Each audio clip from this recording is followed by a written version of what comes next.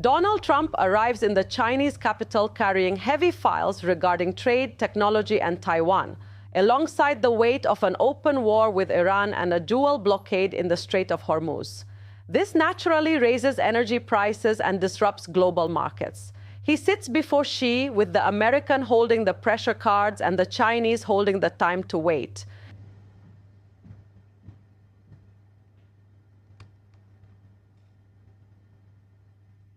We discuss this file further with my guest, Diana Cichy, the Chief Executive Officer and founder of CICHE International Trade and Investment Company. Welcome. How can the American-Chinese summit benefit Gulf countries, for example, which are certainly key partners to China?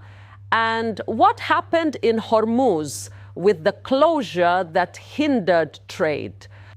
How can the upcoming breakthrough, if you are optimistic about this meeting, pave a wider path between the Gulf states and China as allies for a longer period as well? I believe this meeting will focus on the United States and China and their cooperation.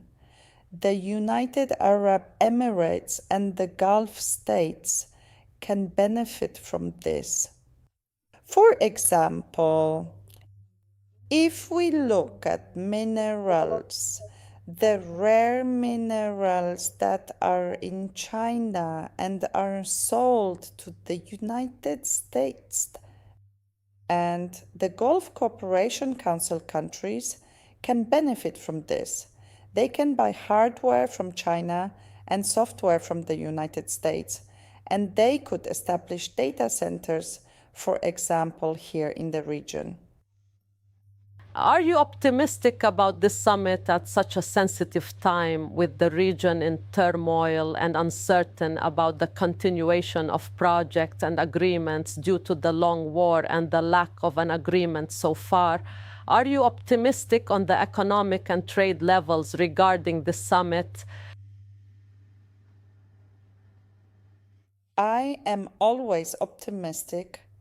That is how I personally conduct business. I believe we must find a way for companies and businesses to benefit from this summit. I think that even if they do not find the perfect solution for themselves, it might be good for the Gulf Cooperation Council countries and the United Arab Emirates, which will find a certain gap to fill. What are the most prominent issues you believe will be at the top of the agenda? They will undoubtedly discuss tariffs and what is happening today regarding this war and the closing of the Strait of Hormuz. They might also talk about defense affairs. These are the main topics. Yes, let us delve deeper into this summit and the fundamental changes it could bring about. China is one of the countries that imports oil from the Gulf region in large quantities, as well as petrochemicals. Consequently, the current crisis has hindered the arrival of these goods and commodities to China. It is in China's interest to seek alternative markets for its supply. Does this mean the Gulf-Chinese partnership is at risk due to supply shortages or disruptions? No, I do not think so. That is not a problem at all. The Gulf Cooperation Council countries do not only use the Strait of Hormuz to export their oil and products, but also other facilities, which allows for increased cooperation between China and the Gulf states. China cooperates closely with Gulf states, and this continues as they work with multinational companies on a global level. From your perspective as an expert in international trade and investment, what is the biggest challenge facing trade today?